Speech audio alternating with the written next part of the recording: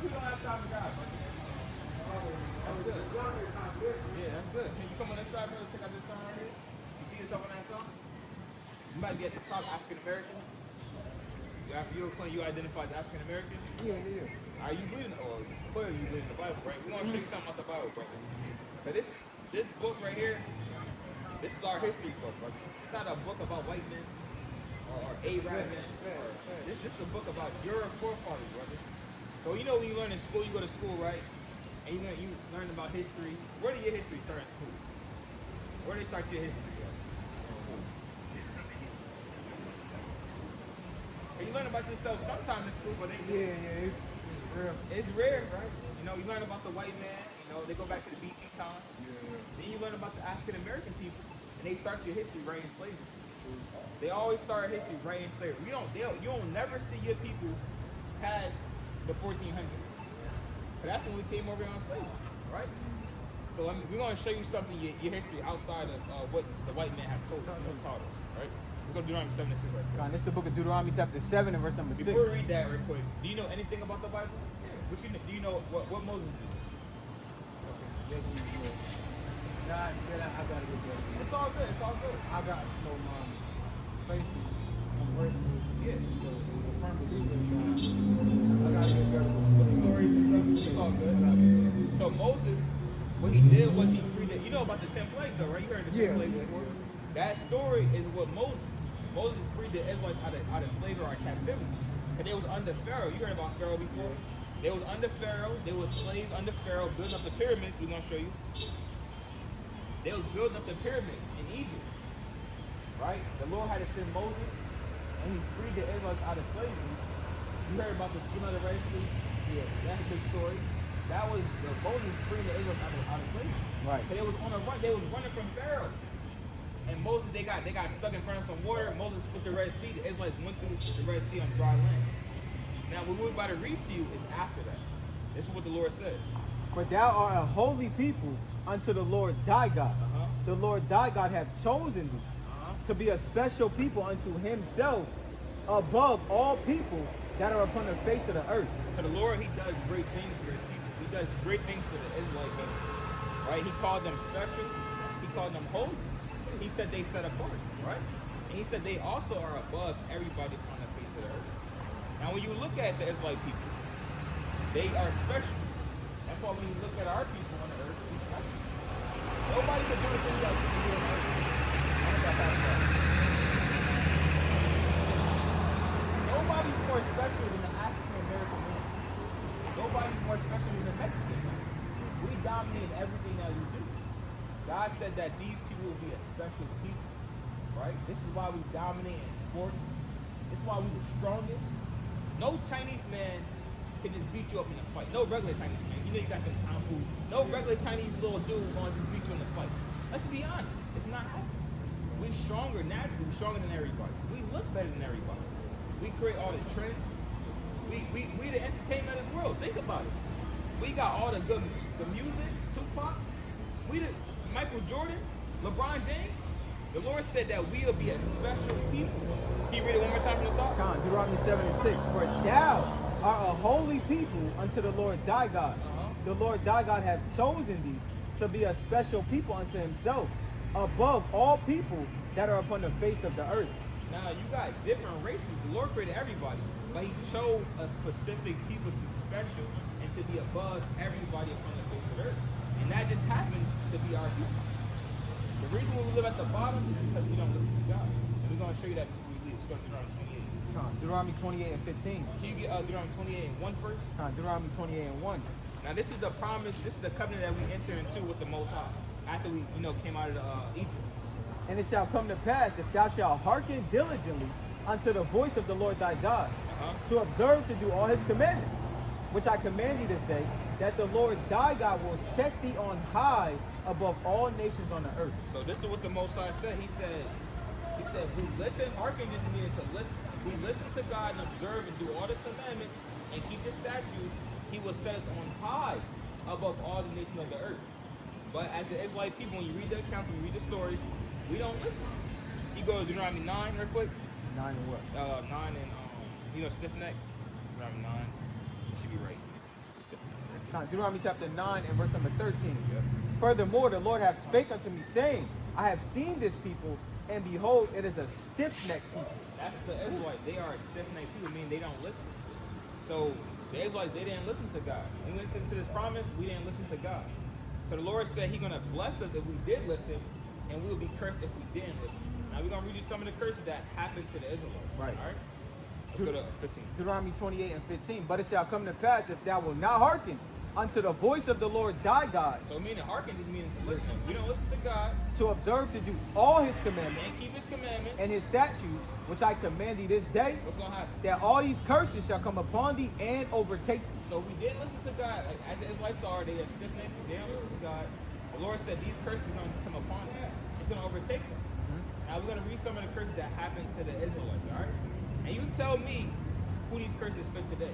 All right, Cursed shalt thou be in the cities. that'll be the first curse. Wherever the Israelites go, they'll be cursed in the city. Why? Because they didn't listen to God. So wherever they dwell at, they're going to be cursed in the city. Think about the U.S. Who lived cursed in every city in the United States? Who lived cursed in every city of the United States? Black people. We live in the hood. We're in the ghettos. We're struggling. You know, we just got problems. We're trying to make it out. We're trying to do the best thing we can. But it's just somehow it's not working out. It just seems like shit was hard for us. You know why? Because God said you're going to be cursed in the city. You know why? Because we didn't keep God's commandments. We still don't keep God's commandments. And we feel like we're going to do whatever the hell we want to do. This is why we get shot in the streets. This is why we got to march around and say Black Lives Matter. It's because we're not listening to God. Read the next verse. Verse Continue number, on. continuing on. And cursed shalt thou be in the field. So another curse is that we will be cursed in the field. What that sound like, brother? Being cursed in the fields. Think about history. Army, military, wars. Think about what was we doing and you remember 100 years ago. Yeah, 100 years ago. What was we doing 100 years ago? Slaves. The Lord said you're gonna be cursed in the fields. What was we doing in the field now? Picking cotton, right? From sun to sundown. That was our people. Right? The Lord said this will happen to the Israelites. This is how we know we the Israelites. If I'm standing here and I'm a white boy, and I read that to you, all right, was your people cursing the field as a white man? No. You can't relate to that. But you can. Showing that you are an Israelite, right? And this is talking about your people. You cursing the city. We have to live in the hood, in the ghetto. We got that little 2-bedroom apartment. You know? We got the bottom jobs. The Lord said you're gonna be cursing the city and you're gonna be cursing the city. What else? Let's go to 54 real quick. Verse number 50. I'm sorry, I mean You I good, got my car running. All right, let me give you two more. For sure. Verse number 54. So that the man that is tender among you and very delicate, his eyes shall be evil toward his brother, and toward the wife of his bosom, and toward the remnant of his children, which he shall leave. So another curse that will happen to the Israelites is that the most tender and loving brother amongst our communities, we will have an evil eye toward our brother now. This is why we have black on black crime. This is why we bang on each other. It's not by just coincidence. It's not that we're the only race that does it. Why is it seem like the African Americans are the only race that hate on each other? Right. Because we the Israelites. It's no other way. Okay? No other race does the thing that we do. It's no white on white. Where's the white man sliding on his? It's real. Yeah, it ain't happening. Where the Chinese man sliding on his ops? Where that's at? That's our people, man. We have an evil eye toward our brothers. You could be walking. You walk down the wrong neighborhood, you might get jumped. Niggas might just beat you up for no reason.